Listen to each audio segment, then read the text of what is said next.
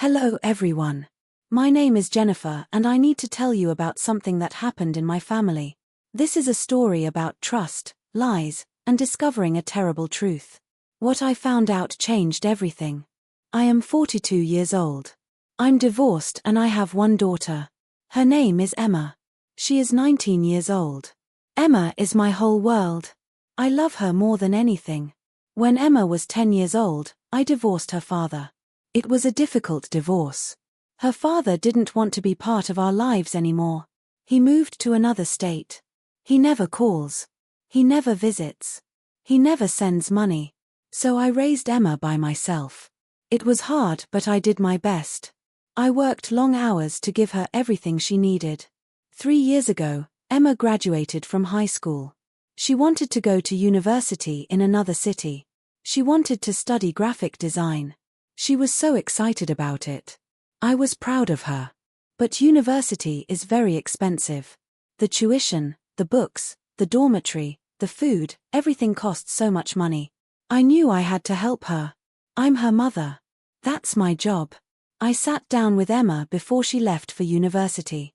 I told her I would send her $2,000 every month. This money would help her pay for everything she needed. She could focus on her studies and not worry about money. She hugged me and thanked me. She had tears in her eyes. She said I was the best mother in the world. I felt happy. I felt like I was doing the right thing. But there was a problem. I didn't have $2,000 extra every month. My salary wasn't that high. I worked as an office manager. I made decent money but not enough to send $2,000 and still pay my own bills. I needed help. So I asked my parents. My mother and father are both retired. They have savings. They have a good pension. They own their house. They're comfortable financially. I went to their house one evening and explained the situation. I told them about Emma's university. I told them about the costs. I asked if they could help me. I asked if they could lend me some money every month to help Emma. My father looked at my mother. They talked quietly for a minute. Then my father said yes. He said they would help. He said family is important. He said Emma is their granddaughter and they want her to succeed. I was so relieved. I thanked them many times. We made an agreement. Every month, my parents would give me $1,000. I would add $1,000 from my own salary. Together, that made $2,000. I would send this money to Emma for all her university expenses. My parents said I didn't need to pay them back right away. We could figure that out later, after Emma finished university. I was grateful. I felt lucky to have parents who could help me like this. So that's what we did. Every month for 3 years, I received $1,000 from my parents. I added my $1,000. I sent $2,000 to Emma's bank account. I did this faithfully every single month. I never missed a payment. Sometimes it was hard for me. Sometimes I had to eat cheap food or skip buying things I needed. But I didn't mind. This was for Emma's future. This was for her education. This was important. Emma called me sometimes from university. She told me about her classes. She showed me her design projects. She seemed happy. But I noticed something strange. She never talked about money. She never said thank you for the monthly payments. After the first time, she never mentioned the money again. I thought maybe she was just busy with school. Young people forget to say thank you sometimes. I didn't think too much about it. I just kept sending the money every month like clockwork. Last month, something happened. It was Emma's birthday. She turned 22 years old. I decided to visit her at university to surprise her. I drove 3 hours to her city. I brought her a birthday cake and presents. When I arrived at her dormitory building, I was excited to see her. I knocked on her door. She opened it and looked surprised. "Mom, what are you doing here?" she said. I hugged her. "Happy birthday, sweetheart. I came to celebrate with you." She invited me inside. Her dormitory room was small but nice. But then I noticed something. The room looked very basic. The furniture was old. Her clothes looked worn. Everything seemed cheap and old. This confused me. With $2,000 every month, she should be comfortable. She should have nice things. We had birthday cake together. We talked and laughed. Then I asked her some questions. How are you managing with money? Is $2,000 enough every month? Emma looked at me strangely. What do you mean? She asked. I was confused. The money I send you. $2,000 every month. Is it enough for everything? Emma's face changed. She looked very confused. Mom, what money? You don't send me money. You never have. I felt my heart stop. What did she say? Emma, what are you talking about? I've been sending you $2,000 every month for 3 years. Every single month. She shook her head. No, Mom. I've never received any money from you. I have a part-time job at a coffee shop. That's how I pay for everything. I thought you couldn't afford to help me, so I never asked. I just worked and managed by myself. I couldn't breathe. I felt dizzy. This was impossible. I had been sending money to her bank account every month. Where was it going? I took out my phone. I showed Emma my bank records. Every month, there was a transfer of $2,000. The account number was there. Emma looked at the account number carefully. Mom, that's not my account number. That's not my bank account. The room started spinning. If it wasn't Emma's account, whose account was it? Who had been receiving my money for 3 years? Emma helped me sit down. She got me water. Mom, are you okay? Whose account is this? I looked at the account number again. Then I remembered something. 3 years ago, my father gave me this account number. He said it was Emma's new university account. He said Emma had opened it specially for university expenses. He told me to send money to this number every month. I trusted him. He was my father. Why would I question it? Then the terrible truth hit me like a truck. The account wasn't Emma's.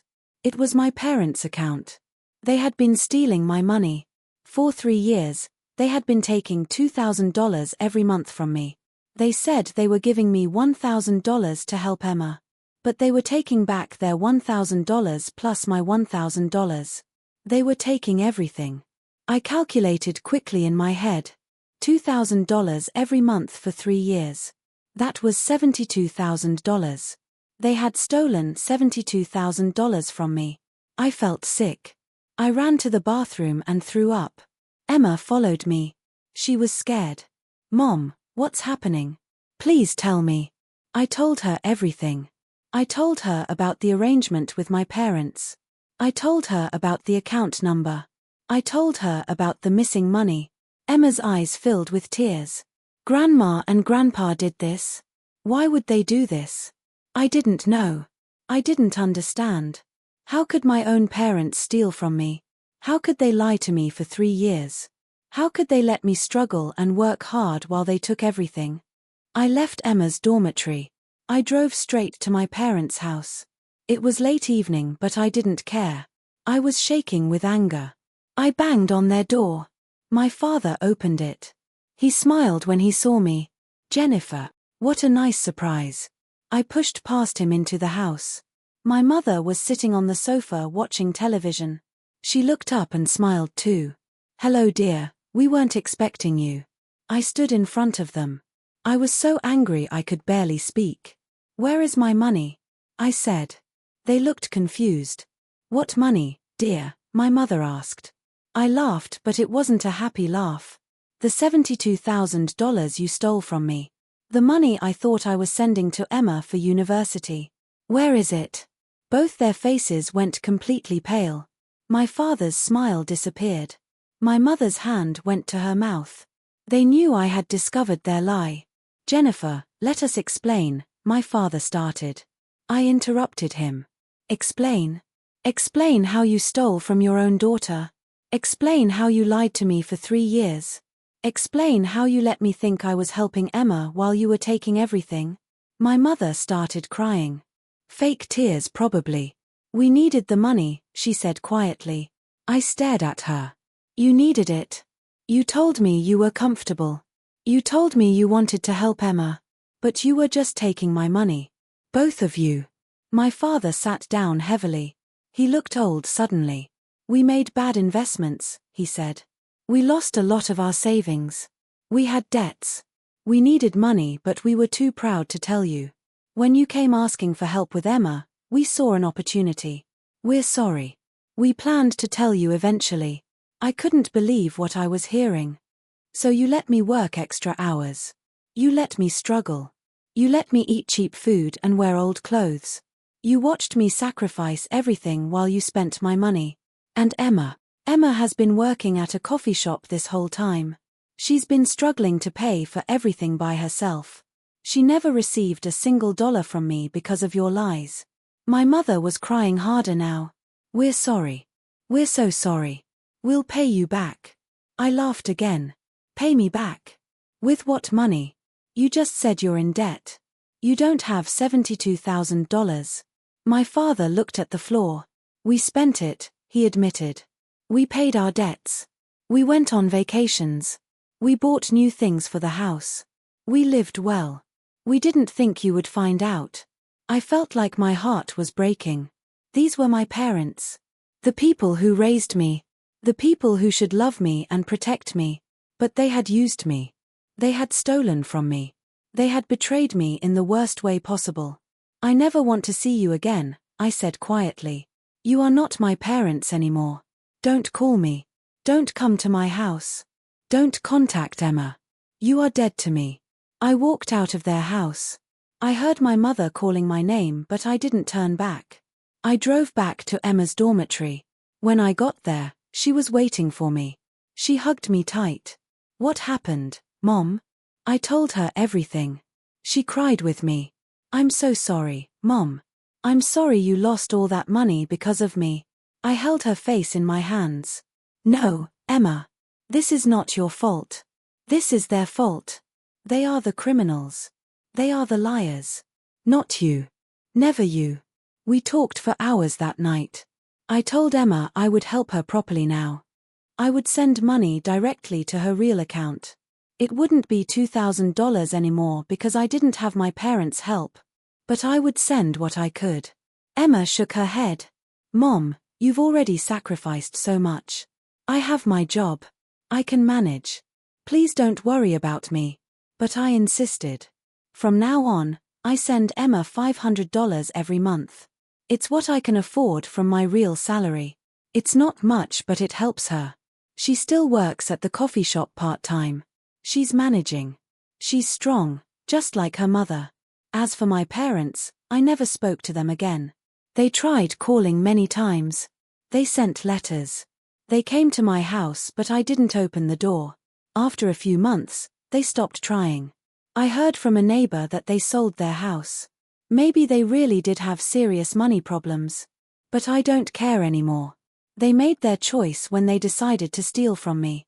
They chose money over their daughter and granddaughter. Last week, Emma graduated from university. She finished her graphic design degree. I was there at her graduation ceremony. I cried happy tears. She did it. Despite everything, she succeeded. My parents were not invited. They were not part of this happy moment. It was just me and Emma, like it's been for most of her life. After the ceremony, Emma hugged me. Thank you, Mom. For everything. For working hard. For believing in me. For loving me even when things were difficult. You're my hero. I hugged her back. You're my hero too, sweetheart. You worked so hard. You paid your own way. You never gave up. I'm so proud of you. I learned important lessons from this painful experience. I learned that you cannot trust everyone, even family. I learned that some people will lie and steal without guilt. I learned that blood doesn't always mean loyalty. But I also learned that I am stronger than I thought. I survived this betrayal. Emma survived it too. We have each other, and that's what matters. Money comes and goes. But real love, honest love, that's forever. My parents took $72,000 from me. But they couldn't take my relationship with my daughter. They couldn't take our love. They couldn't take our strength. In the end, Emma and I won. We have something they will never have. We have integrity. We have honesty. We have real family. Thank you for listening to my story.